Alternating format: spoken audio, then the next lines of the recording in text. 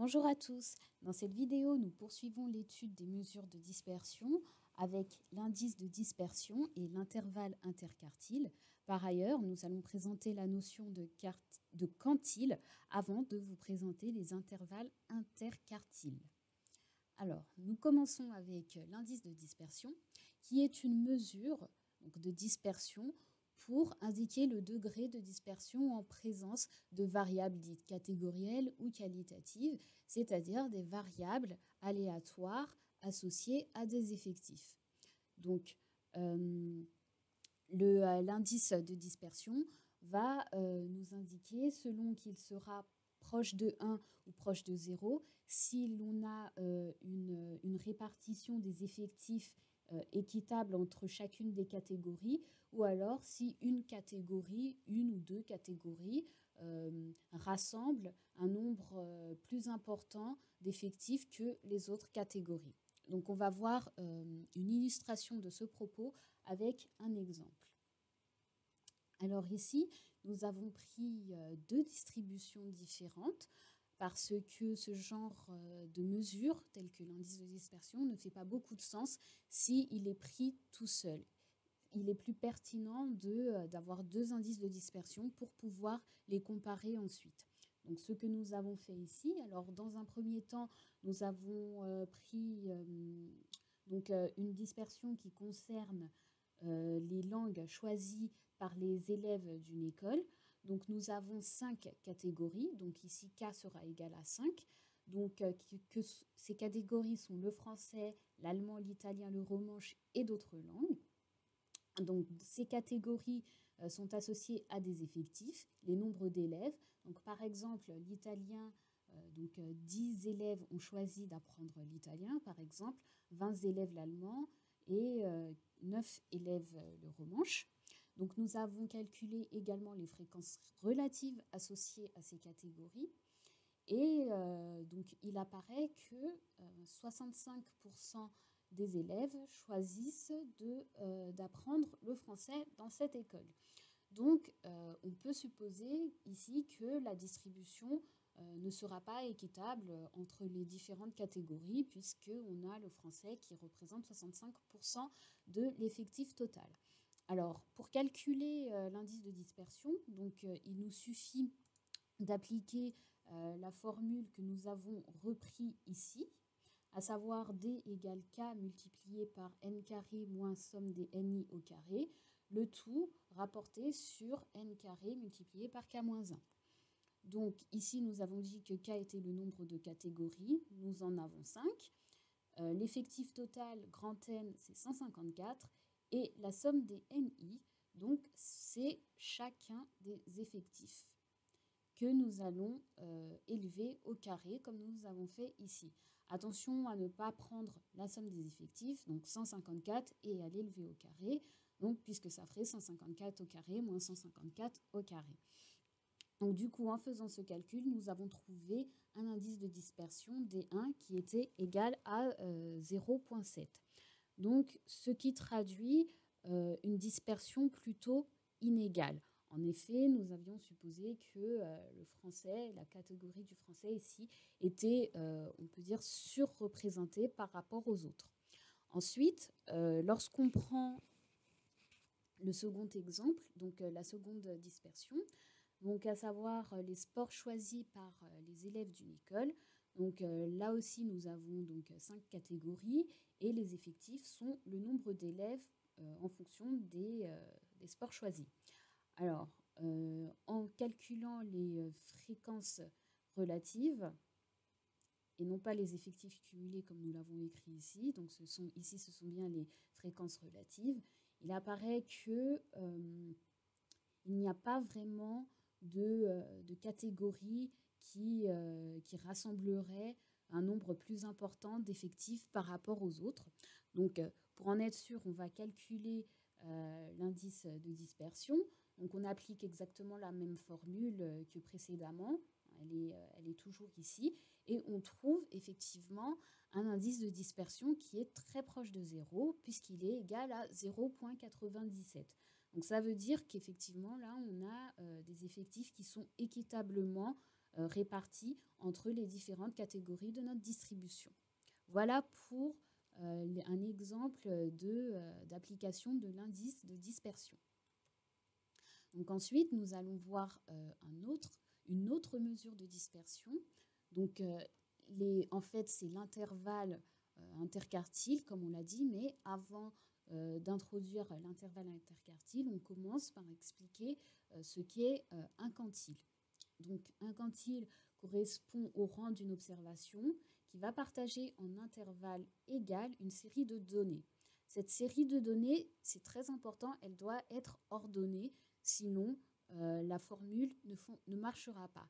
De la même façon que pour le calcul de la médiane, il nous faut avoir une série de données ordonnées. C'est très important. Donc alors, nous avons différents quantiles. Alors, donc il y a les centiles.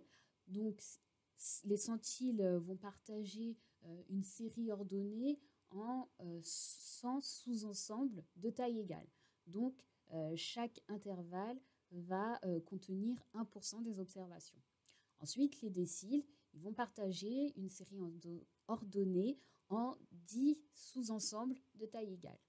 Les quartiles, 4 sous-ensembles, et la médiane, 2 sous-ensembles de taille égale. Ça veut dire que pour le cas de la médiane, on aura donc 50% des observations d'un côté, 50% des observations de l'autre, et l'interprétation est la suivante. On dira qu'il y a 50% des observations de notre distribution qui se situe en dessous de la valeur de la médiane. De la même façon, pour les 50% d'observations au-dessus de la médiane, on dira qu'il y a donc 50% d'observations qui se situent au-dessus de la valeur de la médiane. Avec les intervalles, avec les quartiles, l'observation sera la même. Simplement, pour le premier quartile, on dira que 25% des observations se situent en dessous de cette valeur qui correspond au premier quartile. Donc le premier quartile, ce sera 1 sur 4. Le second quartile, ce sera 2 sur 4, soit 1,5, et donc il sera égal à la médiane. Le troisième quartile, ce sera 3 divisé par 4, qu'on multipliera par n, le nombre total d'effectifs, et ce sera 0,75. Donc 75% des observations qui se situent en dessous de cette valeur, etc., etc. Donc ici, on va mieux comprendre avec un exemple. Donc ici, on a pris une distribution avec effectifs. Donc ici, nous avons donc les xi qui vont de 0 jusqu'à 20 et les ni qui sont les effectifs associés à chaque catégorie, comme suit. Et ici, nous avons calculé les effectifs cumulés croissants. Alors, nous les avons calculés parce qu'il nous faut avoir une série de données ordonnées. Et lorsqu'on calcule les effectifs, ça nous permet d'avoir une série ordonnée et croissante. Donc, on va de 6 jusqu'à 40. Donc, alors, pour calculer les effectifs cumulés, comment est-ce qu'on procède? Donc, on prend la valeur du premier effectif, qui est donc 6, et on va l'ajouter à la valeur de l'effectif suivant. Donc, ici, c'est encore 6. Donc, on fait 6 plus 6, ça fait 12. Donc, ensuite, on prend 12 et on va l'additionner à la valeur de l'effectif suivant, donc c'est 5. Donc on prendra 12 plus 5 et ça nous fera 17. Et ainsi de suite, on prendra 17 plus 10, ça nous fera 27. 27 plus 3, 30, plus 2, 32, plus 2, 34, plus 6, 40.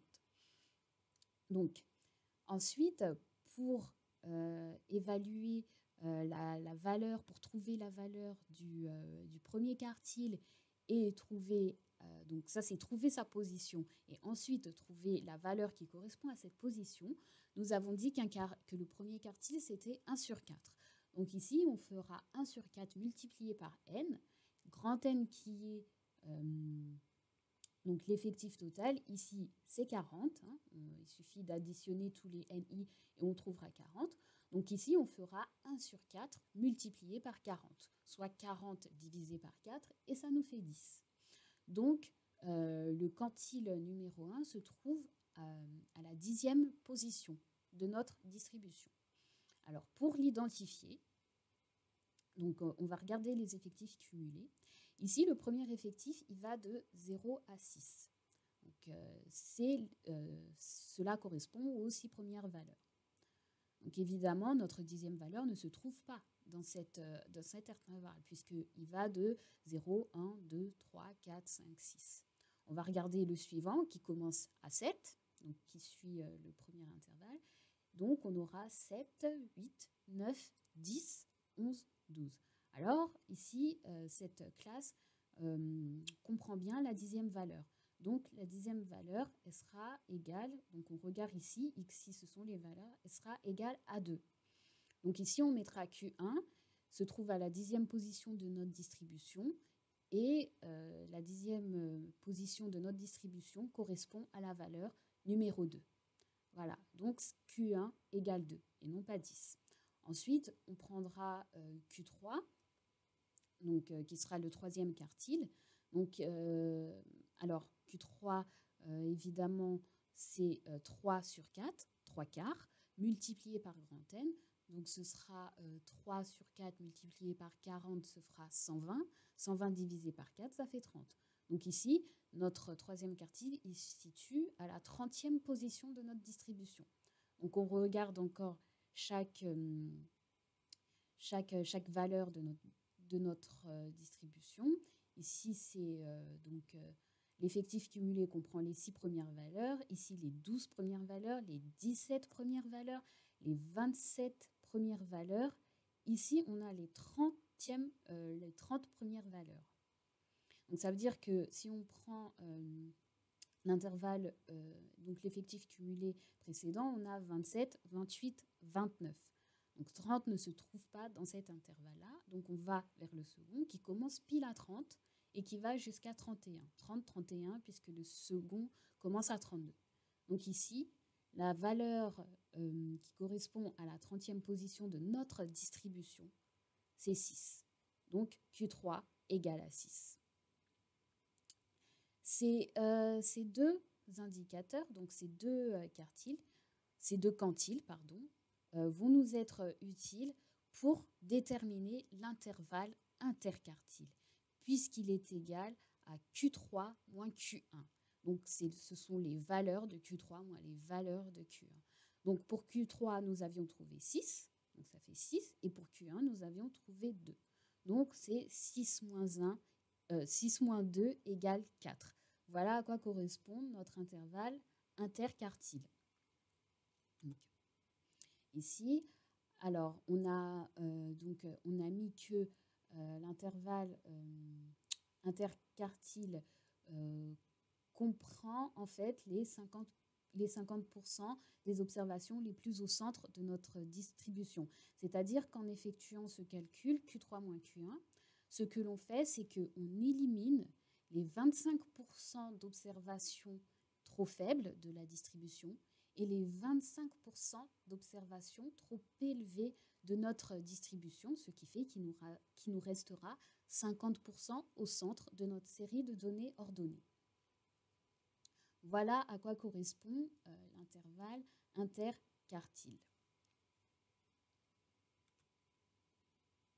Donc ici, lorsque nous avons calculé l'intervalle interquartile, il s'agissait d'un cas discret.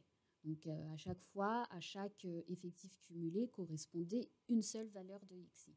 Maintenant, le cas continu, c'est lorsqu'à chaque effectif correspondra une classe de valeurs, à savoir un intervalle allant de 0 à 4 par exemple. Donc la procédure sera un peu plus longue et compliquée, puisque, excusez-moi, il faudra passer par une interpolation linéaire. Donc avant cela, il faudra qu'on reconstitue donc des classes.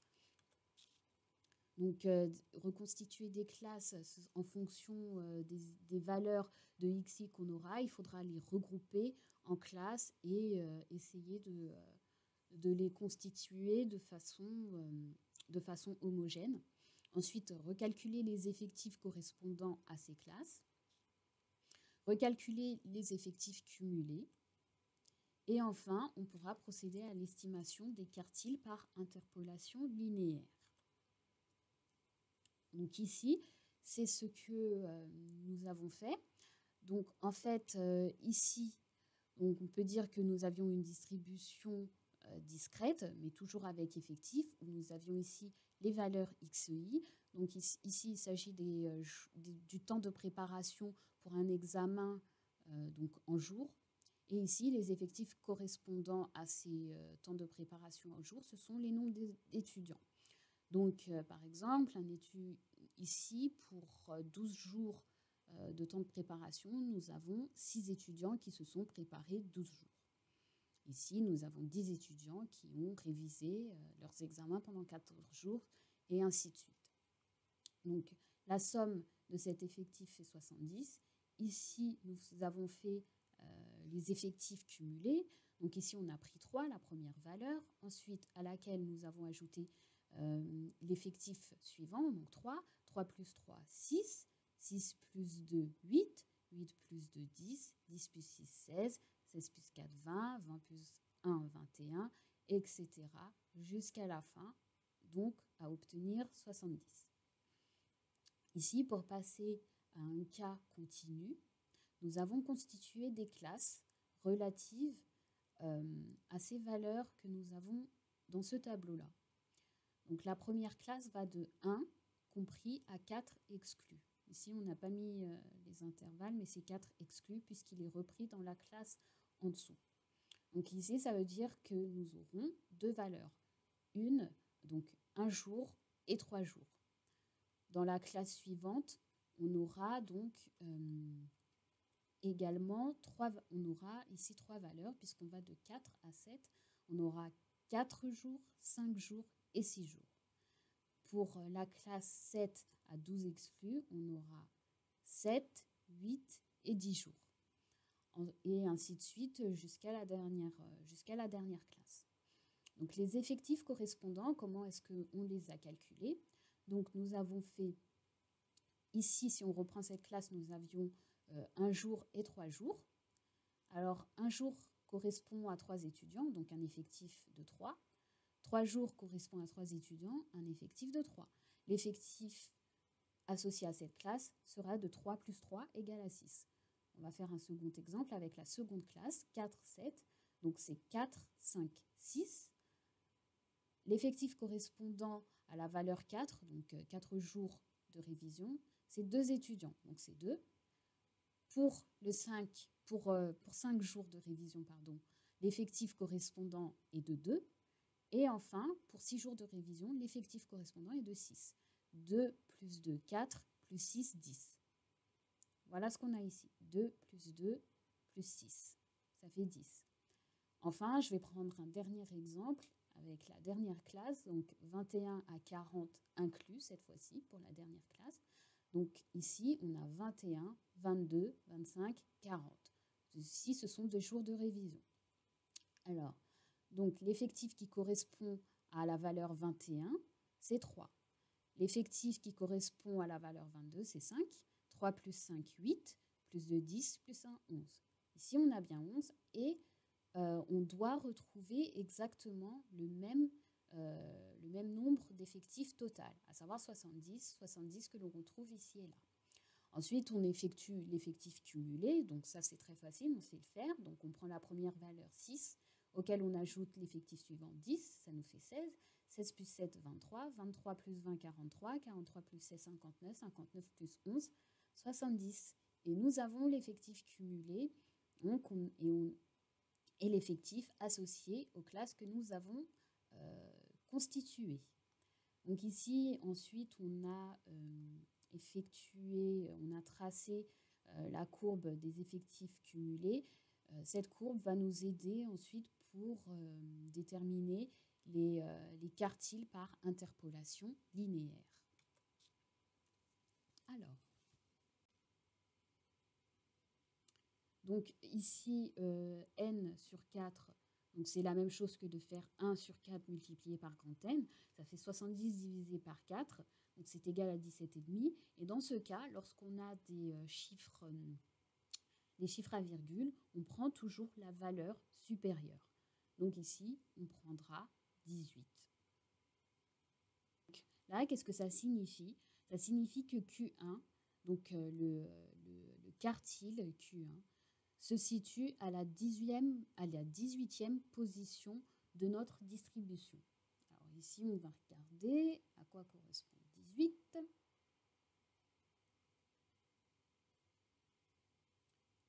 Donc, dans les effectifs cumulés, ici, on a 16, là, on a 20.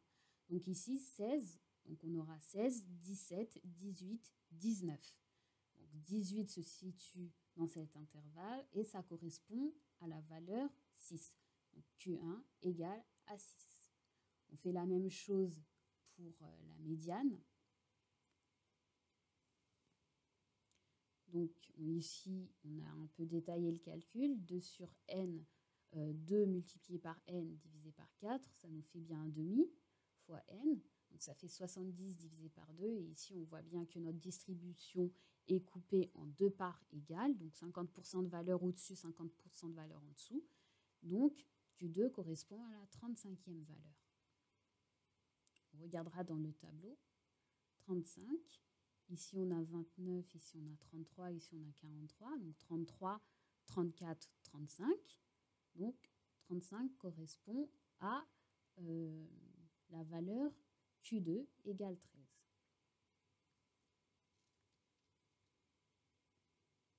Donc on va procéder de la même façon pour le dernier quartile, donc 3 quarts, 75% des observations. Donc on fera 3 fois 70 divisé par 4, ça nous fera 210 divisé par 4. On trouvera 52,5, ce qui correspondra à la 53e valeur de notre distribution. Alors, maintenant, on regarde au niveau des effectifs cumulés où se situe cette 53e valeur. Ici, nous avons 47, 48, 49, donc c'est pas ça. Ici, nous avons 50, donc la valeur suivante, c'est 54. Donc ici, on aura 50, 51, 52, 53. C'est donc ici Q3 égale 16. Ce que nous avons écrit ici. Voilà, donc ça, c'était la détermination des quartiles dans le cas discret. Maintenant, dans le cas continu, nous avons dit qu'il fallait procéder par interpolation linéaire. Donc, quand on procède ainsi, donc, il y a une formule qui est tirée de la formule de Thalès. Donc, ce n'est qu'un détail, mais en fait, ça correspondra à xm moins xea divisé par xb moins xea égale xm moins xea divisé par xb moins xea. En fait, donc, on a le couple, le couple xm, ym, xa, xya, xb, yb, xa, ya. Et la valeur à déterminer, ce sera soit xm, soit ya. Donc, ce sera en fonction du cas. Donc, voilà ce qu'on écrit ici. Donc, xm et ym sont les valeurs inconnues qu'il faut estimer. Ici, donc, on aura xb qui correspondra à notre borne inférieure. Donc, la valeur inférieure qui va encadrer xm, donc la valeur qu'on cherche à déterminer. Et xb va encadrer, va être la borne supérieure, donc la valeur supérieure qui va encadrer notre valeur xm. Donc pour le cas Q1, donc le quartile Q1, on va prendre sa position, donc c'est 17,5, et on va la retranscrire, enfin on va la mettre, on va la positionner sur notre graphique des effectifs cumulés. Donc en fait, XM, Q1, donc la position 17, elle est ici. Puisque ici, sur l'axe des abscisses, on a les temps de préparation au jour, donc ce sont les XI. Là, les effectifs, nous les avons en ordonnée, donc ce sont les Y. Du coup, c'est XM qu'on cherchera à déterminer. Donc ici, on place 17,5 et on le projette par intersection avec la courbe des effectifs cumulés sur l'axe des abscisses. C'est comme ça que l'on doit procéder lorsque l'on veut faire une estimation par interpolation linéaire. Donc ici, à la place de xm, on écrira Q1. On prendra la borne inférieure. Donc XA, ici, c'est 5. Donc on fera Q1 moins 5 sur XB. Donc c'est la valeur supérieure. Ici, donc ça correspond à 10 moins 5. Donc, on voit ici que notre Q1 à estimer, il est compris entre l'intervalle 5 et 10. Oui, donc en fait, ici, on va prendre 6 puisque ce sera une valeur exacte et plus simple à déterminer. Mais sinon, cet intervalle est correct. Donc ensuite, on va regarder à quoi correspond x, notre x. Donc bien sûr, ça correspond à un point sur l'ordonnée, l'axe des y. Donc 10 ici, il correspond, donc si on regarde sa projection par rapport à la courbe des effectifs cumulés, il correspond à 23.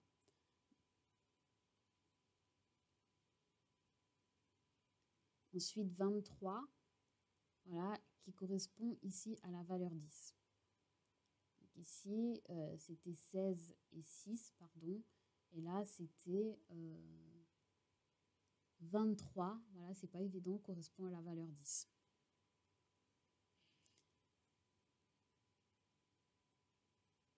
Et évidemment, le Q1 qu'on cherche à déterminer correspond à la valeur 17,5 sur l'axe des ordonnées.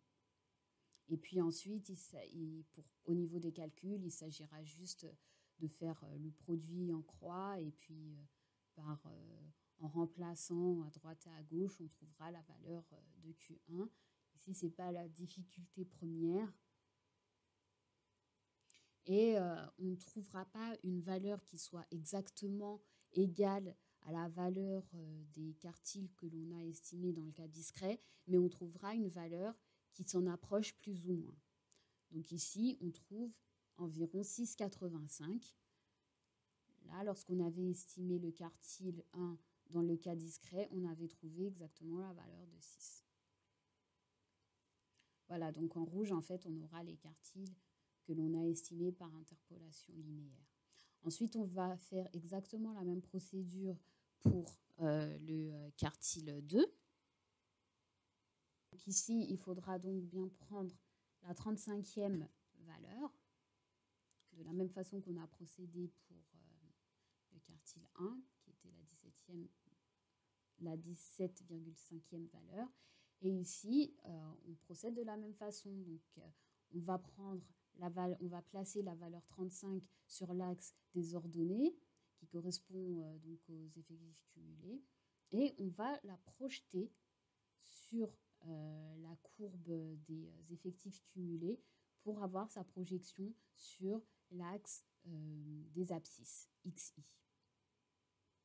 Et on voit que notre valeur 35, le Q2 a estimé, il se situe dans l'intervalle 10, entre 10 et 15 à peu près. Donc c'est 10, 14, je crois. Alors on va prendre donc la valeur 10 qui est sa borne inférieure, que l'on voit ici. Donc on va faire Q2 moins 10 et en dessous, donc XB moins XA. Donc XB, ce sera la valeur supérieure. Donc ici, on voit qu'on est après 15, donc ce sera 14, moins la valeur inférieure, XA, qui est 10. Donc ensuite, on va regarder à quoi correspondent ces valeurs d'abscisse. Donc on va chercher à trouver leur ordonnée. Donc Q2, on le sait, c'est 35. 10, c'est 23.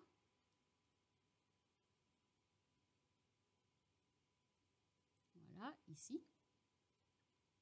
Et pour 14, on regarde XI, puisque ce sont sur l'axe des abscisses, donc XI c'est 14, 14 correspond à 43.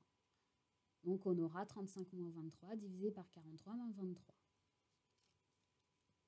Et ensuite, de la même façon qu'on a procédé pour le quartile 1, par produit en croix et jeu de remplacement de nos variables, on va pouvoir estimer que Q2 sera égal à... ça fera donc 4 fois 0,6 plus 10. Donc ça fera 12,4. Donc on voit que une fois de plus, cette valeur n'est pas tout à fait, ce n'est pas égal à 13, mais ce n'est pas non plus très éloigné de la valeur qu'on avait trouvée dans le cas discret.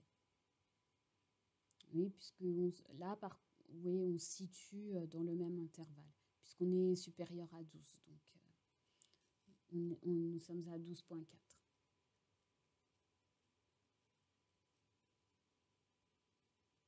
Et enfin, on va procéder de la même façon pour le dernier quartile.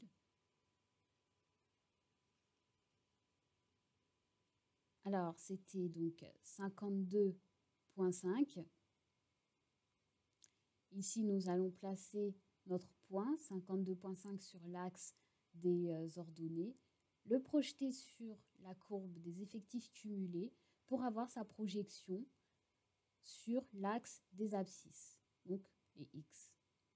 Et ici, on voit qu'à peu près Q3 va se situer dans l'intervalle 15 ou 14, 20. Donc, en borne inférieure, nous prendrons donc 14, donc Q3 moins 14, divisé par la valeur de la borne supérieure. Donc, ici, on prendra exactement 20, puisque ensuite on retrouvera 20 ici facilement dans le tableau des valeurs des xi. Voilà, donc on aura Q3 moins 14 divisé par 20 moins 14. Donc ici, Q3, on sait déjà que c'est 52,5. Ensuite, 14, donc la valeur xi 14 correspond à un effectif cumulé de 43. Donc ici, on mettra 43. Ensuite, on regarde 20. La valeur xi égale 20 correspond à quel y? 59. Et 14, 43 de la même façon. Donc on aura 52,5 moins 43 divisé par 59 moins 43. Voilà, donc ici on a trouvé un arrondi de 0,6.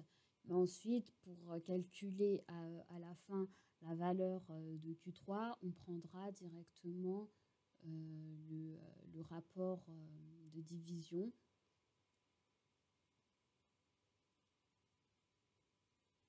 Donc 9,5 divisé par 16 pour avoir un chiffre un peu plus précis, puisqu'on procède déjà par interpolation linéaire et ensuite par arrondi. Donc, voilà, et on trouve 17,56. Donc ici, Q3 était égal à 16. Donc là, dans ce cas-là aussi, on est proche, on est assez proche de la valeur estimée dans le cas discret, mais une fois de plus, c'est une estimation par interpolation linéaire. Et aussi, il faut savoir que plus on prendra un intervalle qui sera petit, donc rapproché autour de notre valeur à estimer, et plus la valeur qu'on trouvera sera précise. Et ici, on précise bien la valeur non arrondie de ce rapport-là qui est de 0,59 375. Voilà, donc c'était tout pour l'estimation de nos quartiles dans un cas continu en utilisant l'interpolation linéaire.